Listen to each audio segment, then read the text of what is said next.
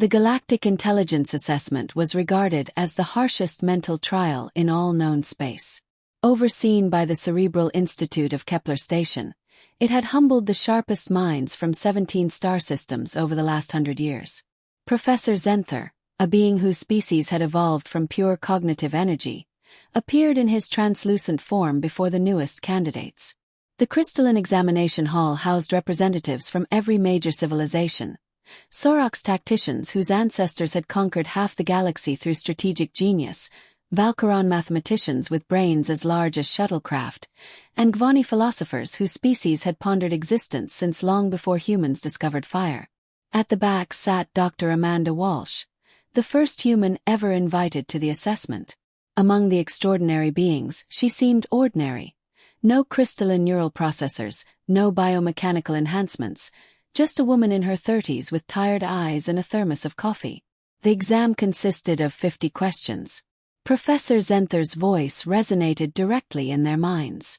Each question built upon the last, growing exponentially more complex. Question 1 usually took an hour. Question 2 an entire day.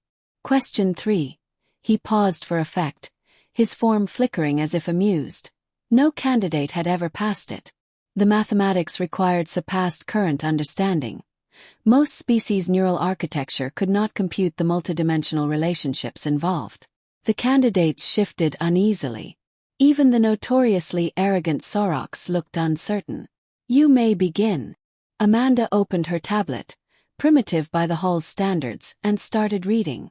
Question 1 dealt with quantum probability matrices in 11 dimensions. She solved it in 12 minutes, finishing her coffee.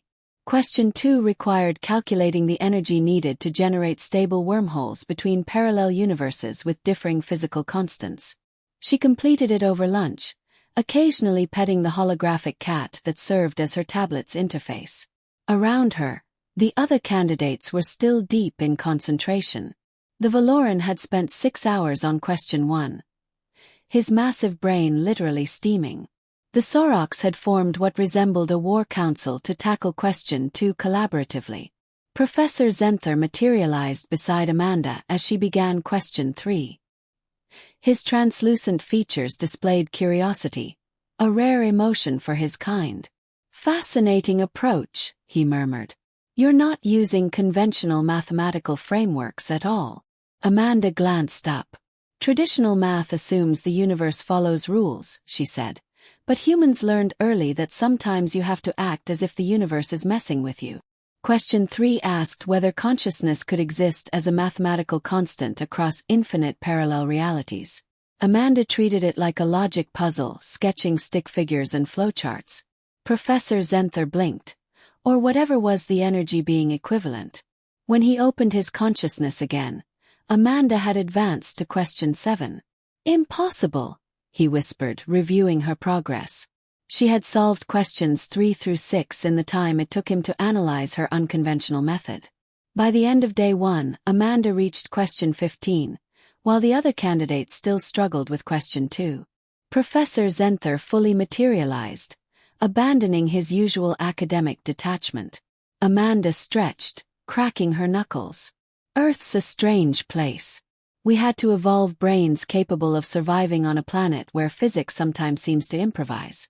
Quantum mechanics, relativity, consciousness, parallel realities. We've wrestled with the illogical for centuries." She gestured at her tablet. Question 23 explored the relationship between free will and determinism across 17 dimensions. "Plus, we're excellent at pattern recognition. Most of these problems aren't about math. They're about realizing the universe has a sense of humor." By day 2, Amanda reached question 35.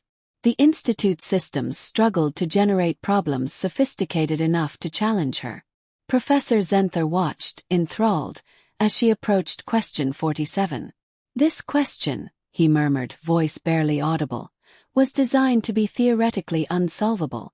It demands a proof that mathematics itself is consistent across all possible realities." Amanda read it, smiled, and began writing. "Oh, this one's simple," she said cheerfully. "Maybe, but it doesn't matter because consciousness creates its own consistency." She finished the proof in 20 minutes. Professor Zenther stared at her solution. It was elegant, revolutionary, and technically wrong by traditional standards, but somehow completely correct. How? He repeated weakly. Amanda packed her tablet. Humans have spent millennia tackling impossible questions about existence, meaning, and reality. We've learned to find answers that work even when they shouldn't. She walked toward the door, then paused.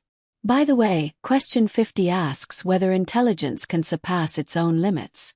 The answer is yes, but only if you're brave enough to admit you don't fully understand your conclusions. Later, the Institute confirmed she was right.